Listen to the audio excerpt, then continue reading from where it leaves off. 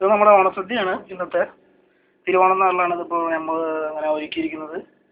സത്യം പറഞ്ഞാൽ നമ്മൾ തന്നെ ഉണ്ടാക്കി നമ്മൾ തന്നെ ഭക്ഷണം കഴിക്കുന്നൊരു അവസ്ഥയാണ് വേണ്ടത് ശരിക്കും തിരുവോണം നാളിൽ. പക്ഷേ എന്ത് ചെയ്യാം, നമ്മുടെ ഡ്യൂട്ടിയുടെ ഭാഗമായിട്ട് ഇത് ഓഫീസിൽ തന്നെയാണ് ഞാൻ ചെയ്തിരിക്കുന്നത്.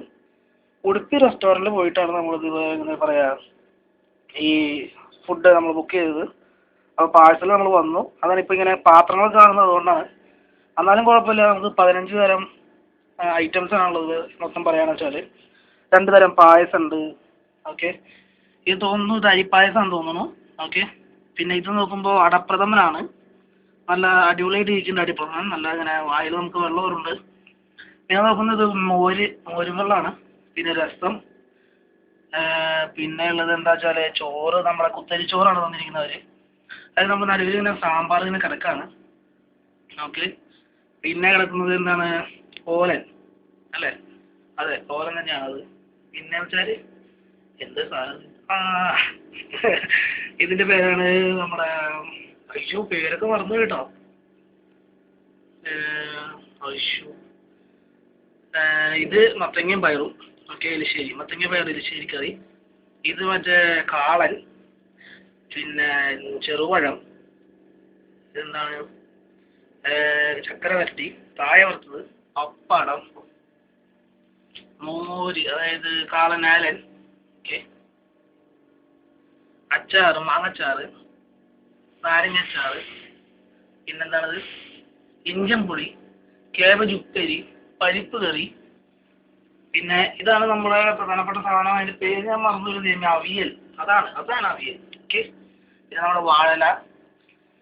പിന്നെ അതൊക്കെ നമ്മൾ വിളമ്പിയതിന് ശേഷം ബാക്കിയുള്ള പാത്രങ്ങളാണ് നമ്മളിവിടെ ഇരിക്കുന്നത്. പ്ലാസ്റ്റിക് പാത്രത്തിലാണ് കൊണ്ടുവന്നിരിക്കുന്നത്. എന്നാലും കുഴപ്പമില്ല, നമ്മൾ കഴിക്കുന്നത് ഒരു ഒറിജിനാലിറ്റി തന്നെയാണ് ഏകദേശം. കാരണം നല്ല ഭംഗിയായിട്ട് തന്നെ നമ്മൾ കാര്യങ്ങളൊക്കെ ഹാൻഡിൽ ചെയ്തിട്ടുണ്ട്. ഒരുവിധം ഇങ്ങനെ എന്താ പറയുക, 2 തരം പായസമുണ്ട്, മോരുണ്ട്, രസമുണ്ട്, എല്ലാം കൊണ്ടും ഉടുപ്പി റെസ്റ്റോറൻറ്റുകാർ നമ്മളെ സഹായിച്ചു എന്ന് തന്നെ പറയാം. കാരണം ഒന്നാമത്തെ കാര്യം എന്ന് വെച്ചാൽ ഇത് റമദാൻ മാസമാണ്. എല്ലാ ആൾക്കാരും ഇങ്ങനെ നോയമ്പെടുക്കുന്ന ടൈമാണ്.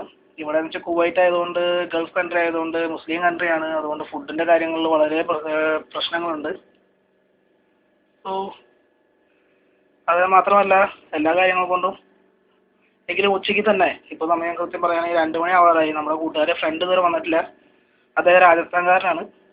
അപ്പോൾ രാജസ്ഥാൻകാരനായതുകൊണ്ട് അദ്ദേഹം ഇതുവരെ ഈ ഇലയിൽ കഴിച്ചിട്ട് പരിചയമില്ല എന്ന് പറയുന്നുണ്ടായിരുന്നു. അതുകൊണ്ട് തന്നെയാണ് ഞാൻ അദ്ദേഹത്തെ വിളിച്ചതും. അല്ലെങ്കിൽ ഞാൻ ഒറ്റയ്ക്ക് തന്നെയാണ് ഓണം കൂടാൻ ഉദ്ദേശിച്ചിരുന്നത്.